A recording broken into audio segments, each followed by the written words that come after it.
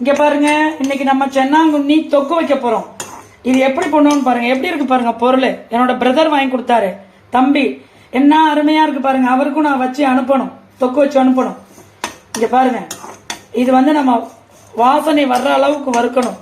வறுத்து சுத்தம் பண்ணி அதை தொக்கு வைக்கிறது எப்படிங்கிறத நான் உங்களுக்கு காட்டுறேன். ஈஸியா சீக்கிரமா வைக்கிறதுக்கு சொல்லித்தரேன்.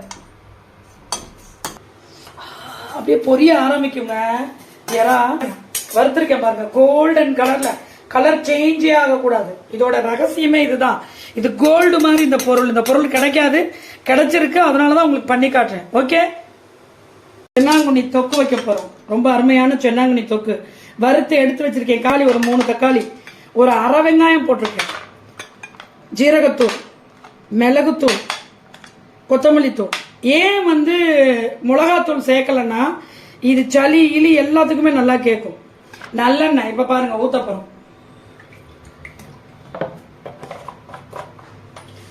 சோம்பு பொடி, சோம்புனா பெருஞ்சீரக பொடி, மஞ்சத்தூள், கரம் மசாலா. இந்த பாருங்க, அடுப்பு ஆன் பண்ணியாச்சு.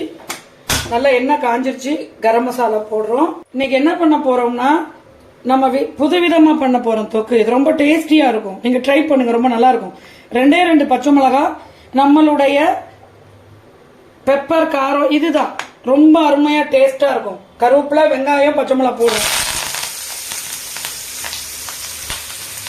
இதுல இஞ்சி பூண்டு பேஸ்ட் எதுவுமே கிடையாது. நம்ம தக்காளியை வேக வைப்போம் இல்லையா, சீக்கிரம் குயிக்கா ஆகிறதுக்கு. மஞ்சத்தூள், கொஞ்சம் உப்பு போட்டு ஒரு சவுண்டு 2 சவுண்டு வச்சு போதும், சமையல் ரெடி. இங்க பாருங்க, தக்காளி வேக வச்ச தக்காளி ஊத்திருக்கோம்.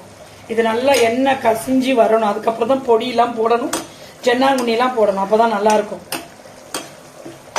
பாருங்க, சோம்பு பொடி, ஜீரக பொடி, கொத்தமல்லி பொடி. இது என்ன பண்ண போறோம், கடைசியில தான் நம்ம பெப்பர் பொடி போட போறோம். இந்த பாருங்க, நல்லா இது இன்னும் கொஞ்சம் எண்ணெயா வந்துருப்ப. அதுலயே மசாலா வதங்கிடும். எண்ணெயா வருது பாருங்க. இங்க பாருங்க, இப்படிதான் வரணும். இப்பதான் நம்ம சென்னாங்குண்ணியை போடணும். சென்னாங்குண்ணியை போட்டு நல்லா சிம்மில் வச்சிடணும். அதோட மிங்கிளாகணும். இங்க பாருங்க, முட்டை. இதுல முட்டை போட்டீங்கன்னா ரொம்ப ரொம்ப ரொம்ப டேஸ்டா இருக்கும். இங்க பாருங்க, பெப்பர் தூள் போட்டு நம்ம வதக்கிக்கணும். ஓகே, லைக் பண்ணுங்க, ஷேர் பண்ணுங்க, கமெண்ட் பண்ணுங்க. லைவுக்கு வாங்க. மறந்துட்டீங்களா மக்களே? எங்களை வாங்க, சப்ஸ்கிரைப் பண்ணுங்க.